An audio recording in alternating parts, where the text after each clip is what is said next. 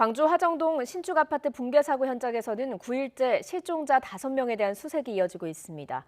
추가 붕괴 우려가 있는 건물 상층부에 대한 수색은 다음 주부터 본격적으로 이뤄질 것으로 보입니다. 현장 연결합니다.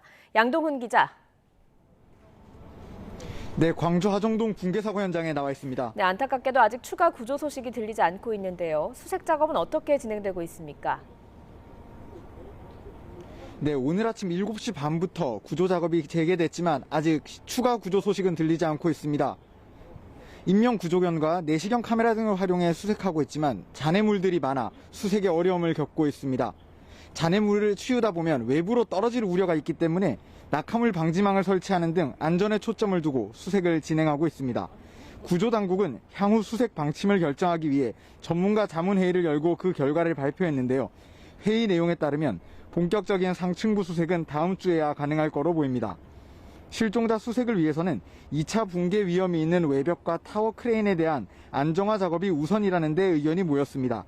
타워 크레인의 경우 해체 작업자를 현재 6명에서 10명까지 늘리고 안전망을 설치하는 등 대책을 마련한 뒤 모레까지 철거를 마칠 예정입니다.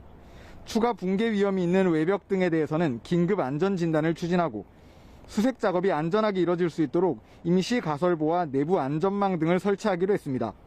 구조당국은 상층부 수색에 본격적으로 나서기 위해 20층에 전진 지휘부를 설치하고 구조 장비를 옮기는 등 준비 작업을 마쳤습니다.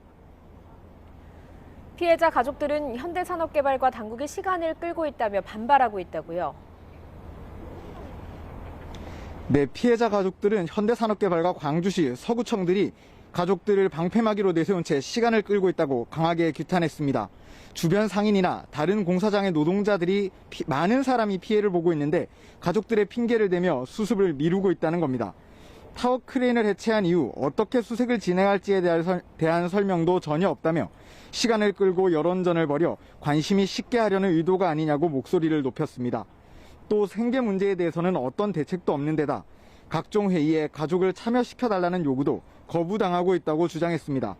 그러면서 정부에서 특별팀을 만들어 수색 작업을 지휘하고 광주시와 서구청은 물러나기를 원한다고 말했습니다.